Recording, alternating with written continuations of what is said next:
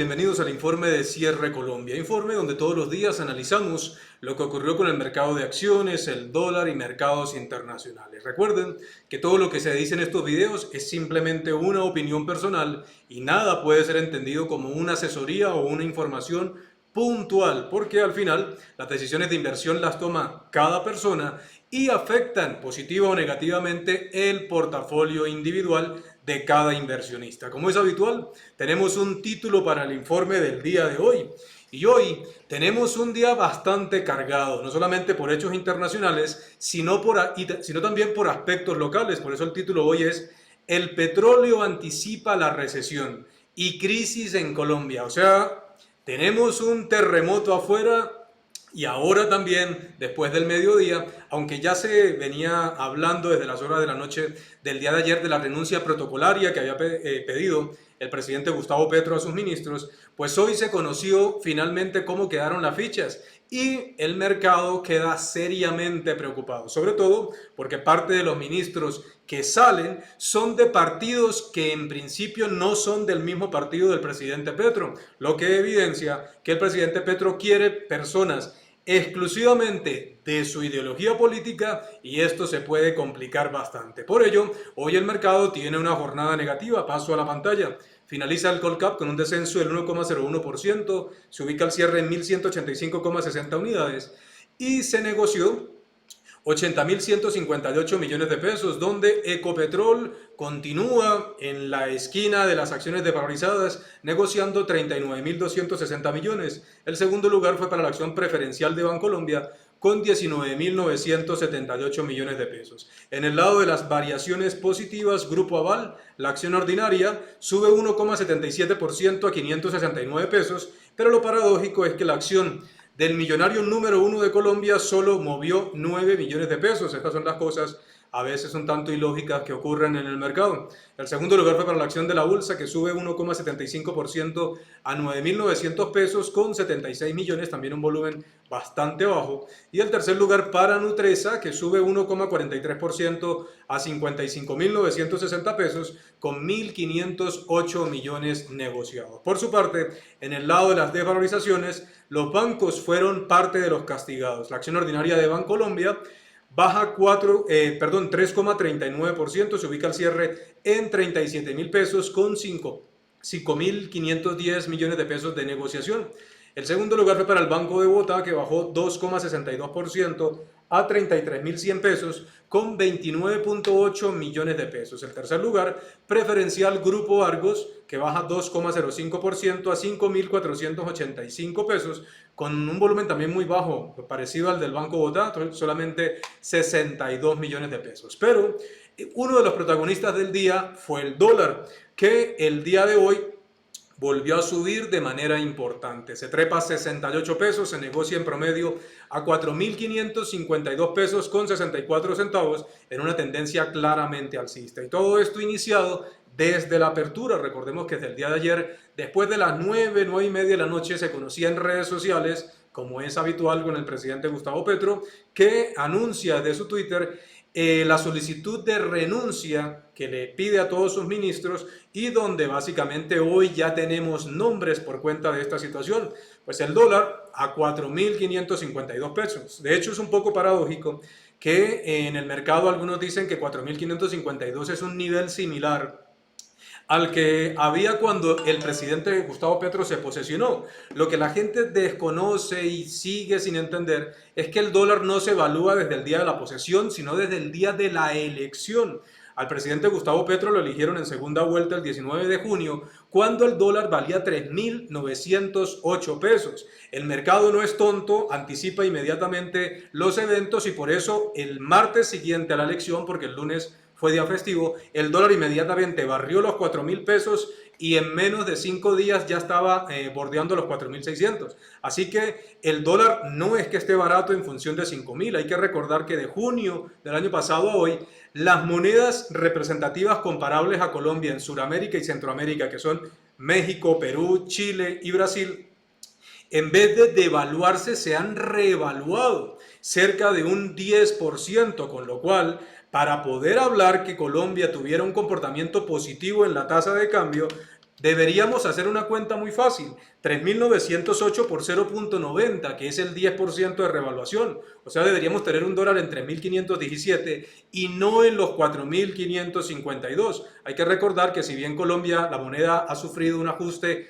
de recuperación en 2023, el año pasado fue top 3 de las monedas más perdedoras del mundo, compartiendo ese deshonroso lugar con Venezuela y Argentina, así que eso lo dice todo, con lo cual, pues hoy tenemos un dólar que vuelve a subir, pero todo esto en un contexto internacional que hoy también estuvo bastante movido.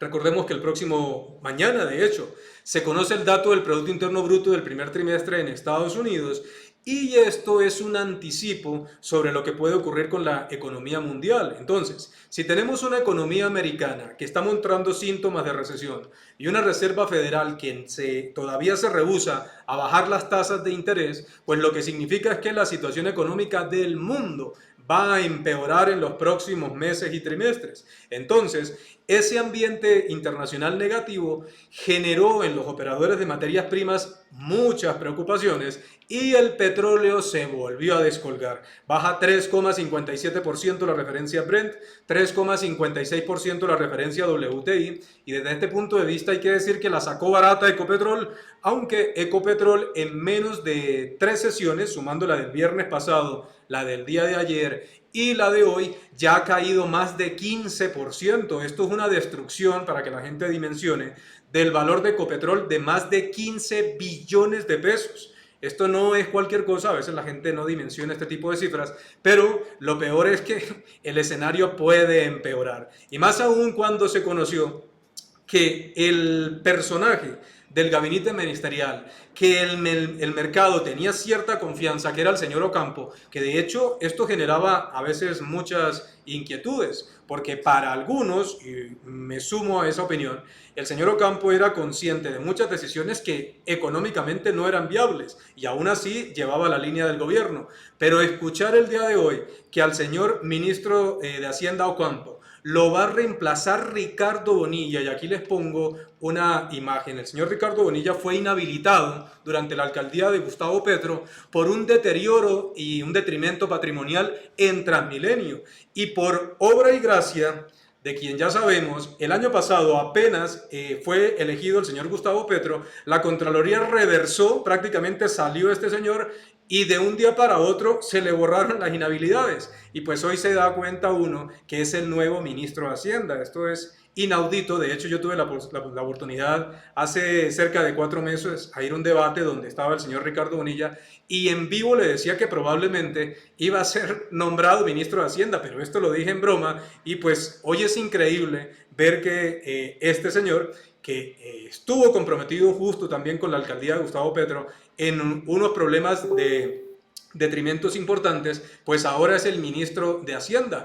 Mañana, cuando abra el dólar a las 8 de la mañana, esto va a ser un terremoto, porque era el ministro de Hacienda, era el que medianamente generaba confianza. Ahora, por supuesto, el gabinete ministerial quedó conformado por funcionarios afín totalmente al presidente Gustavo Petro, y así que las diferencias entre Gustavo Petro y los partidos de oposición se van a hacer aún más fuertes, y esto anticipa unos días muy turbulentos para el mercado de capitales, lastimosamente. De esta forma, un ambiente internacional negativo y un ambiente local bastante desfavorable, pues va a significar que en los próximos días tengamos mucha volatilidad, mucha preocupación, un dólar que va a perder lo que había recuperado o un peso que va a perder lo que había recuperado, y donde el mercado estará muy atento a ver cuáles son las primeras pautas del nuevo ministro de Hacienda. Recuerden que se cambiaron,